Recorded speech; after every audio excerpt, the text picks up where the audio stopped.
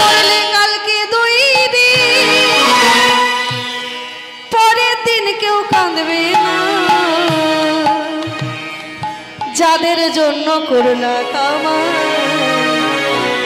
কেউ তো মনে রাখবে না। সময় থাকতে করো এমন, ঈমান করো খাঁটি।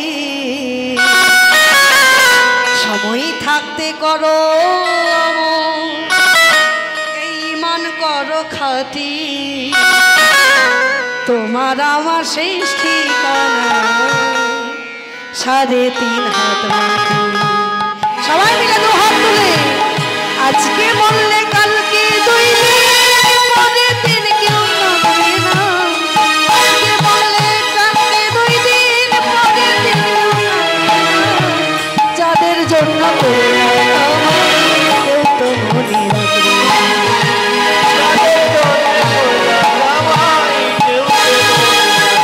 তাই সময় থাকতে করো এমন, ঈমান করো খাঁটি। সময় থাকতে করো এমন, ঈমান করো খাঁটি। তোমার আমার শেষ ঠিকানা 3.5 হাত মাটি। তোমার আমার শেষ ঠিকানা, তোমার আমার শেষ ঠিকানা 3.5 হাত। যা খুশি করি না কেন সবাইকে আসতে হবে এই মাটিতে। তাই এই মাটিটা যাতে সুন্দর হই, এই শ্মশান একটা নির্জন স্থান, এর থেকে শান্তির জায়গা আর কোথাও নাই বাবা। আর জন্যই তার জন্যই শান্তির জায়গাটা বেছে নিয়েছে একজন বৈষ্ণব, যার নামই হচ্ছে বাবা ভোলানাথ। ও মায়েরা, বাবা ভোলানাথের বাড়ি কোথায়? বাবা ভোলানাথের বাড়ি কোথায় গো? কৈলাসে বটে ঠিকই, কিন্তু কৈলাসে কি বাবা ভোলানাথ থাকে? থাকে না। কোথায় থাকে? এই শ্মশানে, এই মহাশ্মশানে থাকে। কেন? কারণ বাবার আমার সংসার ভালো লাগে না, বাবার আত্মীয় স্বজন ভালো লাগে না। বাবা জানে এই শ্মশানে থাকার একটাই কারণ, বাবা তো জানে সংসারের মধ্যে কেউ কৃষ্ণ নাম বলবে না, কিন্তু যাদের যখন সময় হবে যাবার সময়, তখন শ্মশানে এসে সবাই বলবে বলো হরি হরি বল, বলো হরি হরি বল, বলো হরি হরি বল, হরি বলের শব্দ শোনার জন্য বাবা ভোলানাথ আমার শ্মশানবাসী। বাবা জানে হরি বল শব্দ যদি একবার শুনতে পাই তাহলে মানব জীবন ধন্য হবে। আর যদি হরি নাম একবার সাধন করতে পাই, যদি বৈষ্ণবের পরাদেহ ওই বৈষ্ণবের ছাই যদি অঙ্গে মানতে পাই, তাহলে সাধুগুরু বৈষ্ণবের কৃপা হবে হবে। তাই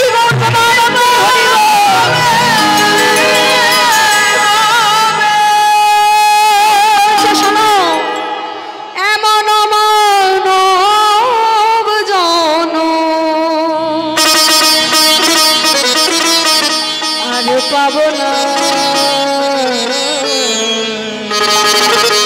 ও বাবা বারে বারে আশা হবে না। এমন মানব জন, এমন মানব জন আর হবে না। বারে বারে আর আশা হবে না মনরে, বারে বারে তাই বলে বারে বারে আর আশা হবে না। 84 লক্ষ জনে প্রণব করে তবে এই সাধের মানব জন।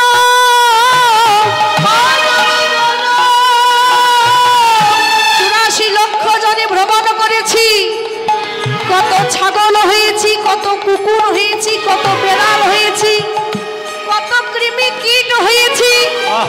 তারপরে এই সাধের মানব জনম, মহাজন বলছে এই জনম যদি চলে যায় আর জনম পাওয়া হবে না। তাই যতদিন বেঁচে আছো, যতদিন নিঃশ্বাস যাওয়া আসা করছে, ততক্ষণ মন খুলে প্রেমানন্দে বাহু তুলে একবার হরি হরি বলো।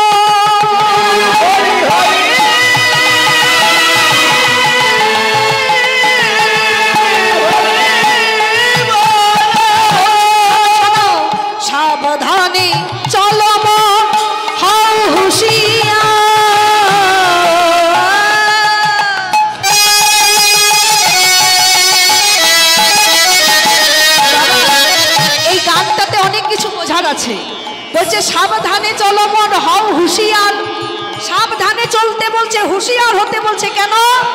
কারণ বেলা যে বয়ে যায় নামে অন্ধকার। বলছে একবারে যদি বেলা বয়ে যায় আর ফিরে পাওয়া যাবে না। যেমন এই সাধের মানব জন্ম পেয়েছি, ও মায়েরা, কুকুর জন্মটাকে কি শ্রেষ্ঠ জন্ম বলা হলো? হলো না। বলছে শ্রেষ্ঠ জন্ম যদি হয়ে থাকে সেটা হচ্ছে সাধের মানব জন্ম। কেন? কারণ এই মানব জন্মের শেষ স্টেজটাই হচ্ছে গোবিন্দ চরণ। তাহলে এই গোবিন্দ চরণ যদি মানব জন্মে যদি একবার বুঝতে না পারি, তাহলে আবার কিন্তু ৮০ লক্ষ জনই ভ্রমণ করতে হবে, আবার ভ্রমণ করতে হবে। যেমন দেখবেন আপনারা যদি ঢাকা শহরে যান, কখনো ঢাকা শহরে গেছে তো বাবা, এখন এত সুন্দর পথ চেনার এত সুযোগ করে দিয়েছে। আসলে পথে যেতে যেতে দেখতে পাবেন সোজা দিকে তীর চিহ্ন দেওয়া থাকে, ৮০ কিলোমিটার গেলে বা ঢাকা শহর পেয়ে যাবেন। কি তীর চিহ্ন দেওয়া থাকে না? হ্যাঁ, বা দিকে তীর চিহ্ন দেওয়া আছে। আমরা যখন এই স্থানে এসেছি বা দিকে তীর চিহ্ন দেখে এসেছি যে আর ৪০ কিলোমিটার গেলে গাজীপুর পেয়ে যাবেন। আর গাজীপুর থেকে আর কিছু পথ গেলে আপনারা বিলপাড়া শ্মশান পেয়ে যাবেন। তাহলে রাস্তা চেনার খুব সহজ পথ, খুব সহজ উপায় করে দিয়েছে। মানে সব কিছু দেওয়া আছে, এত কিলোমিটার গেলে এই পথ। তদ্রূপ আমরা মানব দেহটা পেয়েছি, মানব জনমটা পেয়েছি, এই মানব দেহের শেষ স্টেজটাই হচ্ছে গোবিন্দ চরণ। তাহলে কোন পথ গেলে, কোন পথে গেলে গোবিন্দ চরণ পাবো, ওই পথটা বাবা লেখা আছে কোথায়? শ্রীমদ ভাগবত গীতায় নিদাই গৌর হইল সাবধানে চল মন হাও হুঁশিয়ার।